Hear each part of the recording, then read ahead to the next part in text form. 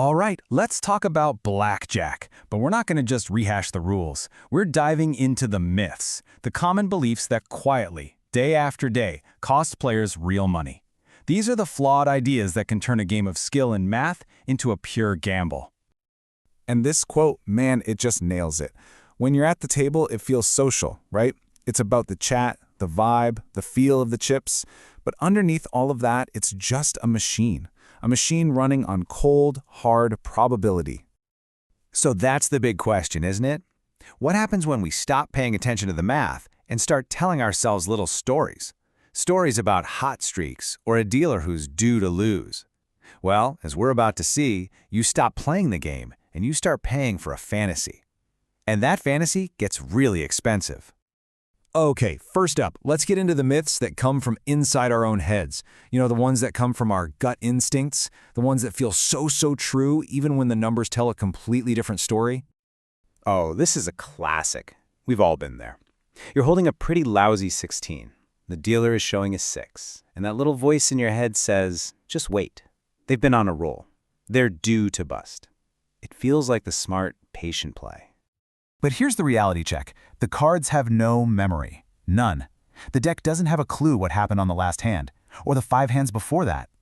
Believing a dealer is due to bust is the gambler's fallacy. It's like flipping a coin, getting heads 5 times, and being absolutely convinced the next one has to be tails. The odds are, and always were, 50-50. So what's the actual damage here? Well, every time you play passively and stand on a weak hand like that, you're giving up your best chance to win. The correct mathematical play is often to hit, even if it feels risky. Over the long run, that safe play of just waiting for the dealer to fail will absolutely lose you more money. You know the scene, right? One player is just on fire, stacking chips, and suddenly their table is the hot one. Meanwhile, a table across the way is losing, and players are fleeing like it's cursed. This idea that luck can stick to a table is powerful. But there's a word for this, and it's not hot or cold. It's variance. That's all it is. In any game that involves chance, you are going to have winning streaks and you're going to have losing streaks. It's not magic. It's a mathematically guaranteed part of the game. It's just the natural ebb and flow. And here's where this myth really hurts your wallet. You start making these emotional bets. You bet way bigger when you're hot, putting more of your money at risk. Or you get spooked by a cold streak and run away from a table with really good rules. You're letting emotion take the wheel, and in a casino, that's a recipe for disaster. Okay, so we've covered the myths we tell ourselves. Now let's talk about the traps that are actually built right into the game. The bets that the casino wants you to make. Insurance. The dealer's showing an ace, and they offer you insurance. The name itself is just brilliant marketing, isn't it? It sounds so responsible, so safe, a smart way to protect your hand just in case the dealer has blackjack. This quote just hits the nail on the head. Insurance has nothing to do with your main hand. It is a completely separate side bet. You are simply betting that the dealer's down card is a 10. And it's a terrible bet. The house has a huge advantage on it, making it a consistent money loser over time. It makes you feel safer, but it's really just draining your chips. And this goes for all those other flashy little side bets you see on the layout. Things like perfect pairs, 21+3, you name it. They're sold as these exciting, cheap ways to win a huge payout. Just a little harmless fun on the side. What's the big deal? Well, here's the deal. The entire reason Blackjack is such a great game for players is its incredibly low house edge if you play correctly. Side bets completely destroy that advantage. They have massive house edges, sometimes 10 times higher than the main game. Making those fun little bets is like taking a tiny drill to your chip stack. It drains your bankroll way faster than just playing the game. Okay, I need you to lean in for this one. Seriously, because this next myth is, without a doubt, the single most costly mistake a casual player can make in a casino today. And it has nothing to do with how you play your cards. It's all about the table you choose in the first place. Just look at the raw numbers here. For decades, a natural blackjack paid 3-2. You bet $10, you won 15. Simple. But now, more and more casinos have tables that pay 6-5.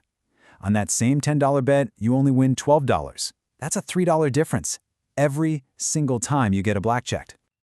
And here's the brutal math behind that difference. That one little change in the payout adds a staggering 1.4% to the house edge. That's not just a tiny tweak, that fundamentally changes the game and makes it vastly more profitable for the casino. And this is the part so many people miss. You could be the best blackjack player on the planet, making every single hit, stand, and double down decision perfectly. But if you're sitting at a 6-5 table, you're guaranteed to lose money faster than a terrible player at a proper 3-2 table. The choice of where you sit is more important than almost any choice you make during the hand. Just think about it like this. Switching from a 3-2 game to a 6-5 game more than doubles the casino's built-in advantage over you. It takes one of the best games on the casino floor and turns it into one of the worst, all hidden in that tiny little print right there on the felt. So, okay, we've torn down all these myths. What do we build in their place? Well, the final step is to replace all that flawed thinking and those tempting stories with a simple, effective, and disciplined approach to the game. And you know what? It's actually pretty straightforward. It just boils down to these 3 rules. 1. Use a basic strategy chart for every decision. No gut feelings. 2. Keep your bet size the same. Don't start pressing your bets because you're feeling hot. And 3, the most important one, always find a table that pays 3-2 for a blackjack. Period. You know, here's a secret that a lot of people don't want to hear. Good winning blackjack is kind of boring. It's not dramatic. It's not a roller coaster. It's repetitive. It's making the same correct mathematical play over and over and over again. The whole point is to remove the wild emotional swings and just execute the plan. So I'll leave you with this one question.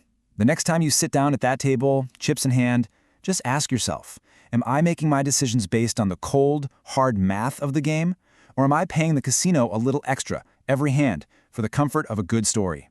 The answer to that question will decide how much money you walk away with.